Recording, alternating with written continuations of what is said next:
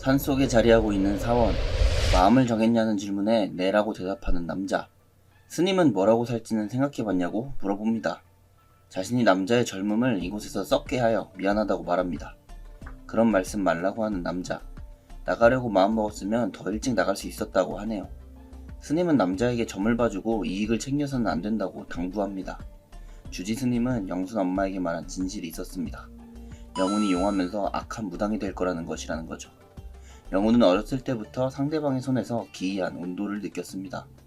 그것은 그 사람이 태어난 날의 시각을 뜻하는 것이었습니다. 스스로의 능력에 두려움을 느끼기 시작한 이유이죠. 남들처럼 평범한 삶을 살고 싶었던 영훈. 무당이 되지 않으려 일부러 사주와 관상을 배웠습니다. 점쟁이가 될 팔자에 다른 인생을 살려고 하면 신병이 날 것이기 때문이죠. 진짜 점쟁이가 되면 내재된 본성이 튀어나와 사람을 해칠 것이랍니다. 스님은 영훈에게 험한 세상에서 뭘 하면서 살 건지 물어봅니다. 걱정하지 말라는 영훈에게 스님은 세상 만만하지 않다고 하네요.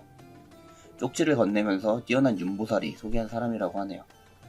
사람을 구하는데 서울이니까 영훈에게 가보라는 것입니다. 영훈은 절을 올리며 그동안 사람 만들어주셔서 감사하다며 한참을 스님 앞에서 엎드려 있었다고 합니다.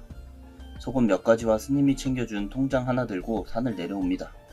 그렇게 영훈은 25년 만에 세상으로 돌아오게 된 것이죠. 남산타워가 보이는 서울의 모습, 명일금융이라는 간판의 건물 하나, 영훈은 스님이 알려준 4층으로 올라갔습니다. 대부업체 하면서 생각하는 영훈. 사무실에 들어가서 이야기를 나누게 되었습니다. 스님이었다는 영훈을 의아하게 생각하는 대부업체자. 영훈이 그래도 중고등학교 교육은 빠짐없이 공부했다고 합니다. 면접자는 다행이라면서 어떤 회사인지 아냐고 물어보는데요. 폭리를 취하는 불법업체라면 일하지 않겠다고 답하는 영훈. 그런 회사는 당연히 아니라고 대답해줍니다. 일단 석 달 정도 지켜보자고 하는 면접자. 수긍하는 영훈은 인사를 드리고 나섭니다. 파란 하늘 명일금융 건물의 모습. 영훈이 오늘부터 일하게 되었다고 인사합니다. 일은 저분한테 배우라면서 한 여자가 말했죠. 날카로워 보이는 한 남자에게 인사를 건네는 영훈. 양태평은 1살 어린 영훈에게 말 놓겠다며 편하게 대하는데요. 속으로 반말을 듣는 것을 신선하다고 생각하는 영훈. 태평은 일단 자신을 따라오라고 하네요. 지금 만날 사람은 1000만원을 갚지 않은 사람이랍니다. 그들이 차를 타고 향한 곳은 한 농촌 마을. 주택 앞에 주차를 하고 대문 앞에 기다립니다. 쾅쾅 대문을 두드리는 태평. 아줌마가 문을 열자 태평이 집으로 들어섭니다. 당장 오늘 원금이나 이자 일부분을 상환해야 한다는 것이죠. 아줌마가 시간을 더 달라며 이 집만은 안 된다고 합니다. 상황이 어렵다고 회사에 보고하겠다는 태평. 한 번만 기회를 달라고 애원하는 아줌마. 조그마한 손이 영훈의 손을 잡았습니다. 아줌마의 자식은 도와달라고 울먹거렸죠. 영훈은 손을 잡은 아이의 상을 생각합니다. 다시 돌아가는 길 태평이 버럭 화를 냅니다. 딴 생각에 잠긴 영훈에게 내일부터 출근하지 말라는 것이죠. 영훈을 남겨둔 채 떠나버린 태평의 차. 아무 말 없이 차를 바라보고 있는 영훈. 손잡은 아이는 겁에 질려 들지 않아도 됩니다. 엄마 이주인은 가난하지만 딸 좋은지는 아니기 때문이죠. 은지의 사주는 무척이나 좋습니다. 은지에게는 지살과 반한살이 같이 들어있습니다. 참으로 아이러니하고 특이한 사주인 것입니다. 영훈은 다시 주희의 집을 방문합니다. 아이 아버지가 무슨 일을 하냐고 물어보는 영훈. 주희는 남편이 집을 나가서 3년째 돌아오지 않는답니다. 아이가 혹여나 이야기를 들을까봐 노트에 적는 영훈. 영훈은 은지의 친아버지에 대해 다시 물어본 것이죠. 당혹스러워하는 주희의 표정. 애를 지우라고 할 것 같아 연락하지 않았다고 합니다. 이름과 당시 하던 일만이라도 알려달라는 영훈. 주희가 돈을 갚아야 하지만 이건 너무 심하다고 하는데요. 영훈은 주희를 설득하여 그를 찾아보겠다고 합니다. 그러면서 동시에 내키지 않으면 그만두라고 하는데 주희가 이름이랑 당시 다니던 대학교를 알고 있는데요. 영훈은 그거라도 일단 알려달라고 했습니다. 저녁이 되고 명일금융에 온 영훈. 연락도 없이 어디에 있다가 온 것이냐고 상사가 묻습니다. 이때 철컥하고 문이 열리는데요. 사장님이 영훈에게 방에 들어오라고 했죠. 영훈은 상담을 위해 다시 주희 집에 다녀왔다고 합니다. 어이없다는 듯 영훈을 노려보는 사장님. 영훈은 상담으로 심리를 안정시키는 재주를 가졌습니다. 아이의 생부를 찾는 것은 채권 회수에 도움이 된다고 합니다. 그가 웬만한 사람이면 양육비로도 빚이 해결되기 때문이죠. 그러면서 영훈은 이번 일로 회사를 그만둘 거라고 하네요. 일단 일을 시작했으니 한 달만 일해보라고 설득하고 잘 가라고 할 줄 알았는데 의외라고 생각하는 영훈. 이번 달까지 일해보겠다고 하는 영훈입니다. 이주희의 남편은 백수였지만 아버지가 건물주였습니다. 그래서 뒷걸음질 치다가 쥐 잡는다고 하죠. 사장은 영훈이 운이 따르는 사람이 아닐까 생각합니다. 어느 레스토랑에 있는 현진물산 송은채 사장. 한 달 후였고 사장님이 함께하는 자리였죠. 가난한 사람들에게 돈을 찾아준다는 사람이 있답니다. 영훈이 일을 그만두면서 보험 영업을 한다고 했다고 하네요. 이력서를 받고 싶은 눈치를 보이는 누나 송 사장. 마침 회사가 지금 공채 채용을 하고 있다는 것이죠. 송 사장은 영훈의 이력서를 받고 싶습니다. 현진물산 인사팀의 분주한 모습, 골똘히 모니터를 바라보는 한 사원. 영훈이 현진물산이 아닌 현진생명의 이력서를 냈습니다. 위에서 통과시키라고 소문이 나 있는 상황. 그 입사 지원서에는 경력도 없었습니다. 그때 누군가 과장님 하고 외치는데요. 사장이 인사과의 충성심을 시험하는 게 아니냐는 겁니다. 일단 양전무에게 보고하지 말고 통과시키기로 합니다. 갑자기 사장이 이력서 상태를 아는지 문득 궁금해지는데 만약 모른다면 인사팀의 입장이 난처해지기 때문이죠. 사장님께 직접 확인해 보아야 한다고 생각합니다. 화려하게 실내 인테리어 된 사장 송은채의 방. 인사과에서 최영훈에 대해 말씀드리려고 왔다고 합니다. 이력서를 보니 조금 이상하다는 것이었죠. 깜짝 놀라면서 박장대소하는 송 사장. 배운 것도 없고 산에서만 살았던 영훈이 재미있습니다. 송 사장은 면접날에 영훈을 데리고 오라고 합니다. 화창한 날 현진물산 본사 건물. 면접을 보러 온 영훈. 면접 보러 왔다고 안내데스크 직원에게 말했죠. 면접은 이미 진행되었고 장소도 다르답니다. 이상하다고 생각할 때 누군가 영훈을 부릅니다. 자신을 따라서 오면 된다고 하네요. 사장님실로 직접 안내해 주었습니다. 매우 당황한 기색의 영훈. 문을 열고 사장실에 들어갑니다. 송 사장은 면접 분위기가 이상하죠? 하고 물었죠. 현진생명 공채 면접은 아니랍니다. 명일금융 송병창 사장의 소개를 받았다고 밝힙니다. 지금 현진물산 공채를 보는 것이라는 말에 당황합니다. 송 사장은 물산이 아니라면 생명으로 보내준다고 하는데 본격적으로 면접을 시작했다는 송 사장. 첫 번째로 뭘 잘하는지 물어봤는데요. 영훈이 다른 지원자보다 잘하는 점을 생각했죠. 대답은 사람을 잘 봅니다 였습니다. 현진물산 건물 앞 대형 버스. 신입사원 오리엔테이션 날입니다. 영훈도 있었고 회사원이라는 것을 실감하네요. 누군가 최영훈의 이름을 부르는데요. 따로 할 이야기가 있는 듯 불러냅니다. 인사과 직원이 신입을 불러내는 상황이었죠. 그는 영훈에게 절대 따로 면접 받으라고 말하지 말라고 합니다. 영훈의 스펙을 이야기해주는 인사과 직원. 지방대 나왔다고만 말하고 이름은 대지 말라고 합니다. 절대 사장님 얼굴에 먹칠하지 말라고 강조했죠. 신신당부한 끝에 그는 영훈을 믿겠다고 하네요. 경기도 양평 현진물산 교육센터. 8명씩 한 조를 짜는 상황입니다. 조원들끼리 둘러앉아서 자기소개 시간을 가졌는데요. 고려대, 컬럼비아 등 다들 스펙이 엄청납니다. 이면이라는 여자가 조원들에게 자신을 소개합니다. 유학 갔다 와서 모르는 게 많다는데요. 영훈은 그녀를 은근 쳐다보고 있습니다. 화창한 오후 거리 풍경. 사람들이 커피를 마시러 가고 있었죠. 영훈은 오는 길에 멀미가 심해 숙소에 들어가겠다고 합니다. 말을 오래 안 섞는 편이 안전하다고 생각했기 때문이죠. 혼자 있는 영훈에게 누군가가 이름을 부르는데요. 이면이가 커피를 주려고 온 것이었죠. 그러면서 뭐 하나 물어봐도 되냐고 합니다. 연희는 다짜고짜 자신이 어떠냐고 묻는데요. 사주를 잘 본다면서요? 라고 하는 연희. 명일금융 송병창 대표가 외삼촌이라고 합니다. 그러니까 자신의 어머니가 송 사장이라는 거죠. 경남 고성 연주사가 맞냐고 물어보는 연희. 미신 따위는 질색이라면서 돌변했죠. 영훈은 또 누가 이 사실을 알고 있는지 물어봅니다. 연희는 들킬까봐 두렵냐면서 비웃는데 영훈은 사람들이 사주 봐달라고 할까봐 두렵다고 하네요. 세상 모든 사람들에게 알려지는 것이 싫은 것이죠. 연희는 자신감이 과하다며 비난합니다. 특정 부분에서는 그런 편이라고 대답하는 영훈. 현진물산 직원이 되려면 점쟁이임을 증명하라는 연희. 태어난 시각을 묻자 연희가 왜 모르냐고 합니다. 그럼 악수 한번 하자고 하는 영훈. 지금 수작을 부리는 거냐고 반응하는 연희. 짜증나니까 악수만 한번 하자는 영훈입니다. 연희는 영훈의 태도에 자신이 너무 무례했나 생각하죠. 영훈과 악수를 하는 연희. 그때 번뜩 떠오르는 것이 있었습니다.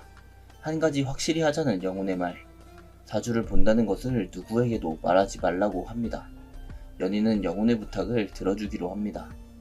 영훈은 연희가 제복과 인복을 타고났다고 하네요. 예능과 학업 어느 쪽이든 다 잘했을 운이기도 하죠. 그리고 어딜 가나 주목받는 삶을 살았을 거라고 말합니다. 직장인으로서도 승승장구한다고 말을 해주네요. 연희는 무슨 소리를 하는지 싶었는데요. 그걸 꼭 사주로 봐야만 알 일이냐고 물었죠. 하지만 영호는 좋은 이야기는 여기까지였습니다. 안 좋은 이야기도 하냐고 물어보는 영훈. 자기보다 못한 사람과는 사귀지 않는다는 것이죠. 자기 중심성이 강해서 융통성이 없다고 합니다. 그리고 갑자기 말을 멈추는 영훈. 사주풀이는 여기서 마치겠다고 가버리는데요. 할 말 더 해보라고 외치는 연희. 영훈은 결혼하더라도 오래지 않아 헤어질 거라고 합니다. 그리고 30 이전에 부모 중 한 명을 잃을 수 있다고 하는데 초년에 형제를 잃었을 가능성이 있다고 하네요. 동생을 어떻게 알았냐고 물어보는 연희. 영훈에게 대답을 요구합니다. 연희가 흥분한 채로 계속 재촉했습니다. 이때 갑자기 연희가 먼저 자리를 떠났죠. 본격적인 연수교육이 시작된 이튿날, 회사 업무에 필요한 기본 지식을 배우는 날이죠. 기초 지식이 없어서 쉽지 않다고 생각하는 영훈. BL이 뭔지 이해가 되지 않았기 때문이죠. 누군가 선화증권을 말하는 거라고 알려줍니다. 자리를 먼저 피했던 연희였죠. 어제의 일은 사과하겠다고 합니다. 영혼의 능력을 나름대로 인정하는 연희. 연희가 손가락질하며 저기 보이냐고 물어봅니다. 안경 낀 사람을 가리킨 것이었는데요. 연희가 아는 사람이니 그 사람을 맞춰보라고 하네요. 생년월일을 물어보는 영혼. 12월 4일 오전 7시 10분이라고 알려주는 연희. 영혼은 저 사람이 연희와 비슷하다고 하는데요. 제복이 있으나 연희만큼 강하지는 않다고 합니다. 부모와 연이 깊은 화목한 가정에서 자랐다고 하네요. 사주를 계속 들으며 특별한 것을 기대하는 연희. 안 좋은 이야기는 본인에게만 한다는 영혼입니다. 대략적으로 말하면 말년이 좋지 않다고 했죠. 안 좋은 관상은 아니라고 하네요. 하지만 광대가 약하여 인덕이 없다고 합니다. 고생을 같이 나누려고 하는데 문제는 복은 혼자 누리려고 한다는 것이죠. 언젠간 크게 뒤통수를 맞을 거라고 합니다. 이때 안경 낀 사람이 연희에게 손을 흔드는데요. 본인에게 아는 척 하는 줄 알았던 연희. 연희는 영혼이 사람 좀 본다고 인정을 합니다. 점심 식사 시간 레스토랑. 그 남자는 양철기 전무 아들로 양준기라고 합니다. 연희와 준기는 어렸을 때부터 알고 지냈죠. 하지만 얼마 전부터 준기가 연희에게 들이대기 시작했다고 합니다. 영호는 예뻐서 그러는 걸 수도 있다고 하죠. 하지만 연희가 기분 나쁜 소문을 들었다고 하네요. 양준기 어머님이 아들과 연희의 궁합을 본다고 했던 겁니다. 준기가 연희와 결혼해 이득을 얻는 내용이지요. 이 말을 듣고 영훈에게 물어본 것이었습니다. 영훈은 연희가 이런 말을 해도 되냐고 묻습니다. 더 이상의 상담은 거절하겠다고 했죠. 준기가 연희 옆에 앉아도 되냐고 오는데요. 아까 손 흔들었는데 안 받아줘서 서운하다고 하네요. 놀라운 거 아니니까 공사 구분하자고 하는 연희. 준기가 영훈에게 인사를 건넵니다. 영훈이 인사를 받아주는데요. 우리 연희와 많이 친한 것 같다고 하는 준기. 영훈은 안 친하다며 단답형으로 말했죠. 그리고 친한 척하면 연희씨가 오히려 싫어할 거라고 합니다. 이 말을 들은 연희가 음식을 내뿜었습니다. 너무 웃겨서 어쩔 수 없었다고 하는 연희. 휴지 가져오겠다는 연희에게 괜찮다고 합니다. 연희가 화장실에 다녀오겠다고 하네요. 그 모습을 보고는 심기가 매우 불편한 준기입니다. 연희가 영훈에게 진심으로 사과합니다. 동시에 준기를 뒷감당할 자신이 있냐고 묻는데요. 영훈은 연희 어머님이 사장님이라고 말했죠. 그러니 준기가 난리치면 자신을 지켜달라고 합니다. 연희는 영훈을 골똘히 쳐다보네요. 2박 3일의 오리엔테이션이 드디어 끝났습니다. 영훈의 첫 출근날이 다가왔죠. 밥통이 비어있는 것을 발견한 영훈. 뭐야 오늘도 라고 생각을 했습니다. 때마침 주인 아줌마가 들어왔는데요. 고시원에서 꼬박꼬박 끼니를 챙기는 건 어렵다고 하네요. 취직 안 한 줄 알고 계셔서 영훈이 취직했다고 합니다. 현진 물산이라고 하자 아줌마가 깜짝 놀라는데요. 아줌마는 거기 다니면 자기 딸을 보겠다고 말합니다. 회사에서 만나면 인사하겠다고 나가버리는 영훈. 편의점에 가서 아침을 해결하려고 합니다. 한편 송 사장과의 면접 때 송 사장은 사람 잘 보는 걸 증명하라고 합니다. 영훈은 면접에서 있었던 일을 회상했죠. 불확실한 일로 시간을 버리지 않겠다는 송 사장. 어쩔 수 없으니 일어나 보겠다고 하는 영훈입니다. 송 사장은 당황스러웠는데요. 지금까지의 면접자들은 압도되어 있었기 때문이죠. 영훈은 좀 다르다는 것을 깨달았습니다. 가겠다는 영훈에게 채용을 제안하는데요. 사람을 잘 본다는 것을 증명하지 못했는데도 붙은 영훈. 다만 조건이 있다고 하는 송 사장인데 한 달간 몇 사람을 봐줬으면 좋겠다는 것이었죠. 영훈도 특수한 상황이라는 비밀 유지를 부탁합니다. 여러 아파트와 건물의 모습. 편의점에서 도시락을 먹고 영훈이 나서네요. 이때 마주보며 걸어오는 여자. 아주머니의 딸이었고 영훈은 인사를 건넸죠. 영훈은 힐끔 쳐다보는 아주머니의 딸. 아 예 라고 하면서 지나칩니다. 관심 없는 듯 휴대폰을 보며 걸어가는데요. 영훈은 그녀를 계속 주시합니다. 회사로 출근한 영훈. 영업 2팀으로 배정되었다고 합니다. 연희와 같은 팀이 된 것이었죠. 궁금한 것을 물어봐도 되냐고 하는 영훈인데 같은 팀에 배정된 것이 계획된 것이었냐고 물어봅니다. 영업팀 지망 연희를 영훈과 같이 배정한 송 사장. 영훈이 해줄 일이 하나 있다고 하는 연희인데요. 엄마가 전달하는 첫 번째 업무 지시라네요. 영업팀 윤성우 부장과 차지열 상무를 보는 것이죠. 자연스럽게 만나는 그 둘을 분석하는 것입니다. 송 사장은 영훈이 사주 보는 것을 모른다고 합니다. 사람을 어떻게 보고 표현할 건지 궁금할 것인데요. 신입사원들을 마중 나온 영업사원들, 영업 2팀 과장 고일주가 인사합니다. 노영석 대리도 인사를 건넵니다. 김승규 과장은 고 과장에게 잠깐 보자고 하네요. 연희 같은 사람이 비서실 인재 같다고 합니다. 그러면서 영훈의 이야기를 꺼내는데요. 출신 대학과 자격증 비공개가 이상하다고 합니다. 인사과에서 밝힐 수 없다고 했다는 것이죠. 로열 패밀리 아니냐며 이야기를 나누는 두 과장님. 연희는 두 과장의 이야기를 이미 눈치챘습니다. 영훈은 연희가 사장님 딸임을 누가 아냐고 묻죠. 인사과에서는 알고 있다고 연희가 대답하는데요. 연희는 영훈에게 정말 결혼에 실패할지 물어보죠. 그게 연희의 사주라고 영훈이 말했기 때문입니다. 영훈이 주변에 듣는 사람이 있나 보는데요. 사주에 칼이 있다고 해서 다 살인자는 아니라고 합니다. 열심히 노력하면 검사나 경찰이 될 수도 있죠. 정해진 사주는 벗어날 수 없지 않다는 것입니다. 좋은 남자를 만나면 괜찮은 것인지 물어보는 연희. 영훈은 연희가 인연을 끊어버리는 게 문제라고 했죠. 본인은 변화시켜야 좋은 인연을 만날 수 있다고 합니다. 부모가 죽을 수 있으면 어떻게 피하냐고 묻는 연희인데 단호하게 피할 수 없다고 답하는 영훈.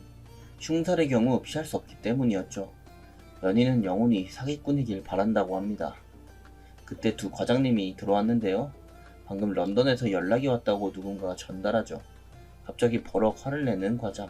런던은 드롭하고 인도네시아에 집중하라는 것이죠.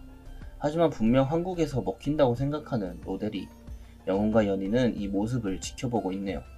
카톡으로 연희가 뭐를 알아냈냐고 물어봅니다. 알 필요 없다는 답변을 받은 연희. 저녁 왕제부대찌개 앞 신입사원 환영 회식이 열렸습니다. 영훈은 드라마에서나 보던 회식이라고 생각했죠. 이력서 비공개인 최영훈이 궁금한 사람들. 전공은 뭔지 물어보는데요. 인사과에서 강조하던 것이 떠올랐죠. 태평대학교에서 심리학을 전공했다고 답합니다. 바깥 세상과 호흡하고 싶어서 상사에 지원했다고 하죠. 면접에서 잘 봐주셔서 뽑혔다고 말합니다. 과장은 먼저 일어났고 영훈은 노대리를 봅니다. 노대리에게 인도네시아 팜 농장을 묻는 영훈. 인도네시아에서 농장을 운영한다는 노대리.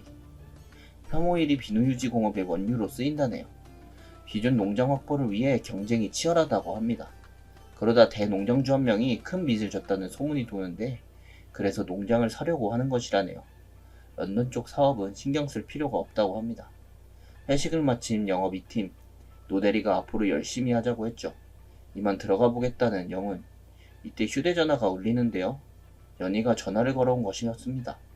내일 오전 임원 면담이 있다고 하는데 부서 발령 받으면 그냥 차 한잔 하는 것이라고 하네요. 내일 만난다는 임원을 짐작하는 영훈.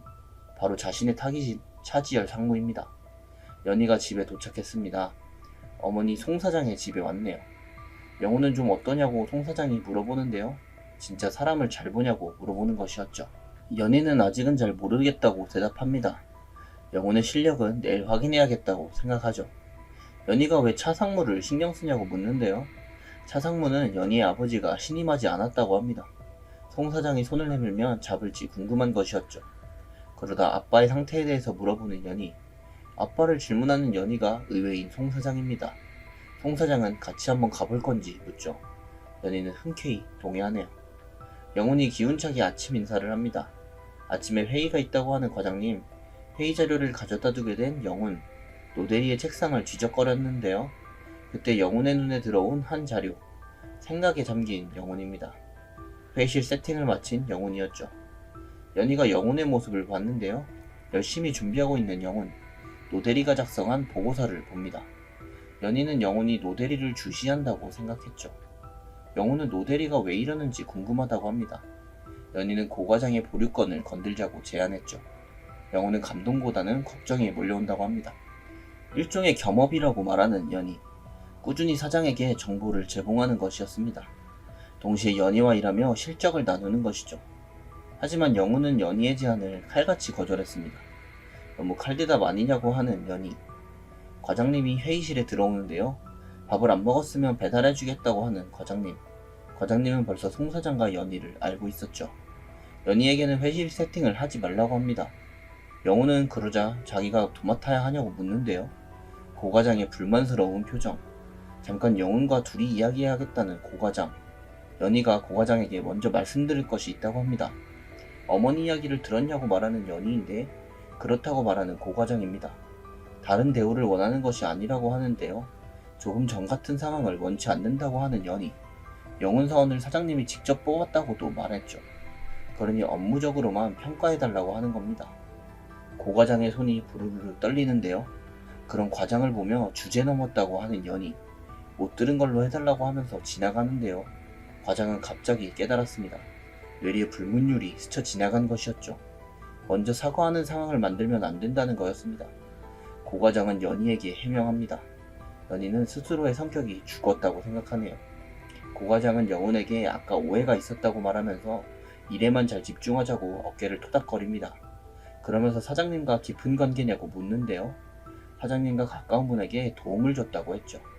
이건 말하지 말라고 과장님에게 당부합니다. 힘든 거 있으면 말하라고 하면서 과장은 떠났습니다. 자리에 털썩 주저앉는 고 과장. 영훈에 대해서 계속 생각을 하게 되네요. 연희가 비호한 이유를 알겠다고 생각하는 고 과장입니다. 무당이 되어 세상을 어지럽힐 팔자를 타고난 아이. 욕심을 버리고 신을 받지 않기 위해 평범한 회사원이 되려고 한다. 운명을 보는 회사원의 다음 내용이 궁금하시다면 네이버 웹툰 12화를 참고해주세요. 지금까지 웹툰 소환사였습니다. 감사합니다.